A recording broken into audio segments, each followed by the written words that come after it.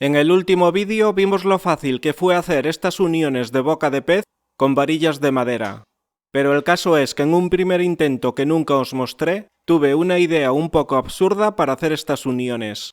Para aquel intento utilicé unas varillas más delgadas, y esta es la broca de corona con el mismo diámetro.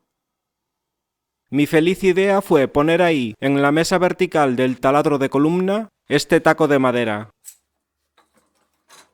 Poner un taco de madera por detrás de la mesa metálica me da una superficie para presionar con el sargento de carpintero. Vale, entonces, taladré el taco de madera longitudinalmente.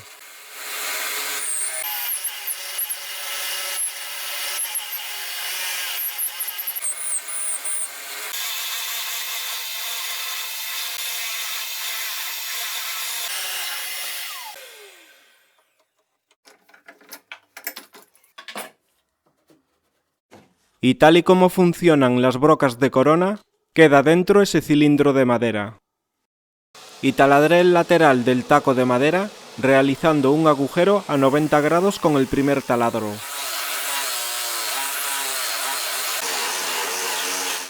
Así también ya quité el cilindro de madera que tenía dentro del primer agujero. Y el cilindro de madera del segundo agujero, en este caso se quedó dentro de la broca de corona. Y mi idea era que así podría meter aquí la varilla redonda de madera y el taco me serviría de guía para cortar la boca de pez.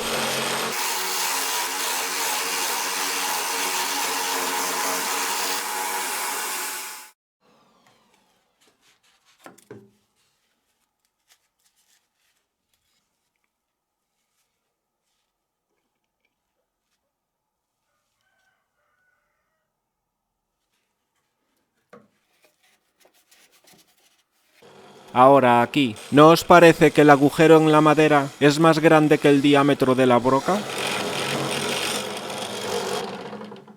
Bueno, ya veis que el taco de madera no estaba bien centrado, y en uno de los lados queda una rebaba algo mayor.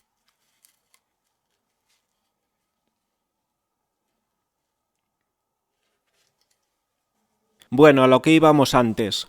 Aquí vemos como la broca de corona no gira centrada y por eso taladra un agujero más grande que su diámetro.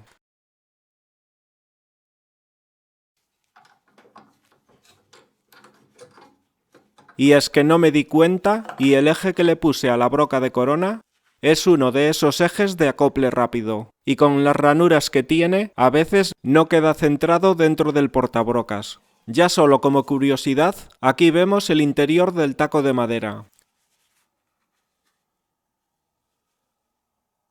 Con lo fácil que fue taladrar así directamente. Aquí ya también el eje de giro de la broca de corona es liso, y se acopla y se centra perfectamente dentro del portabrocas. En fin, la idea del taco de madera queda descartada, al menos para esto.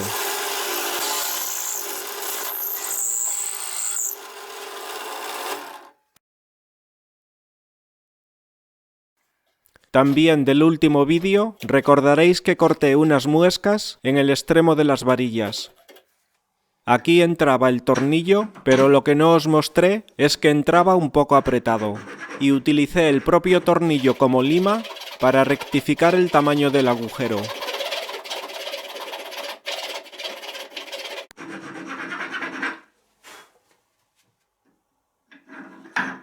Así perfecto.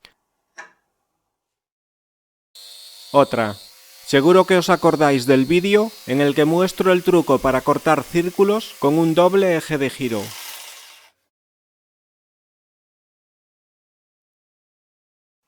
Allí me preguntabais cómo uní la sierra caladora a la tira de contrachapado.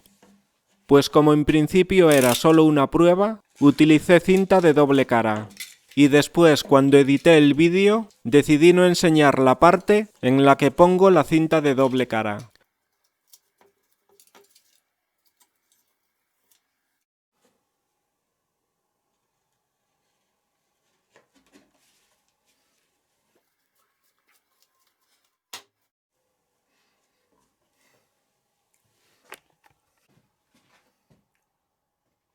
Vamos a ver...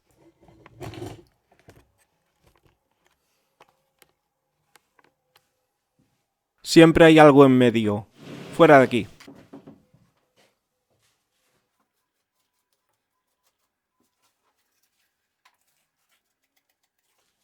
Bueno, parecía que iba a aguantar, así que lo hice así.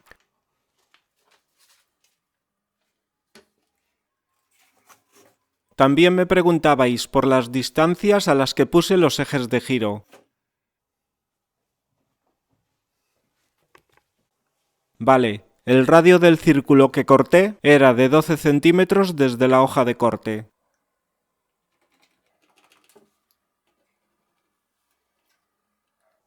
Y desde esa marca hice otra marca a 10 centímetros.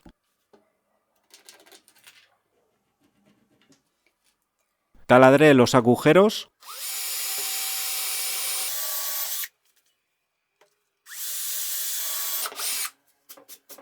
y como ejes de giro utilicé unos tornillos. El resto ya es una historia que podéis ver en uno de mis últimos vídeos. Os dejo el enlace en la descripción de este vídeo. Vale, ya sé que queréis saber qué pasó con la cinta de doble cara. Pues que aguantó a duras penas. Con todo el serrín, después de cortar tan solo un círculo, apenas sirve ya para mantener pegada la base metálica de la sierra caladora.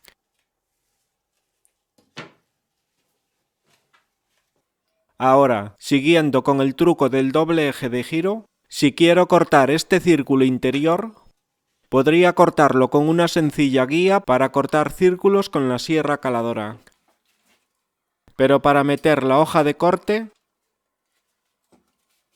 tendría que taladrar aquí un agujero, y eso dejaría una marca en el borde del círculo, y no queremos esa marca. Entonces este es el círculo que quería cortar. Y pensé que ahora el truco del doble eje de giro funcionaría si corto un arco interior más pequeño, algo que algunos ya me habíais dicho en los comentarios. Entonces ese es el eje del círculo que quiero cortar. Y este es el eje del primer eje de giro. Dibujo la marca para saber dónde termina el primer arco y dónde empieza el círculo definitivo. Y girando esto así, hago aquí una marca en la zona entre ambos círculos. Así puedo taladrar aquí el agujero para meter la hoja de corte y ese agujero no dejará ninguna muesca en el borde del círculo que quiero cortar.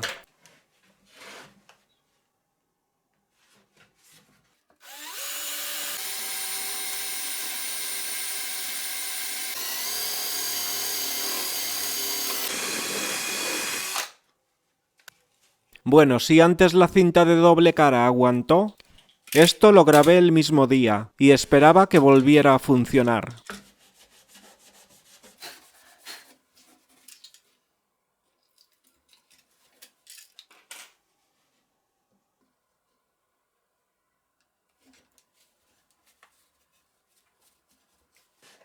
Meto la hoja de corte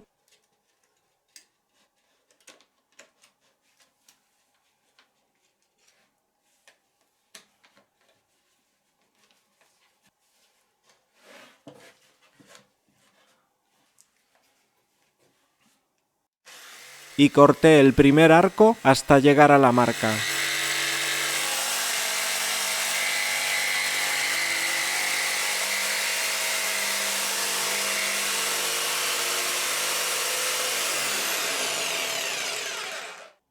Y vaya, ahí se ve claramente cómo la hoja de corte se dobló exageradamente hacia el exterior. Supongo que esta técnica nos sirve para cortar círculos interiores muy pequeños. Bueno, y hasta aquí algunos de los restos de grabaciones que había descartado. Espero que os hayan parecido interesantes. Gracias por ver el vídeo. Y si te gustó y te gustan mis vídeos, no te olvides de suscribirte a mi canal ni de darle a la campana para recibir todas las notificaciones cada vez que suba un vídeo nuevo.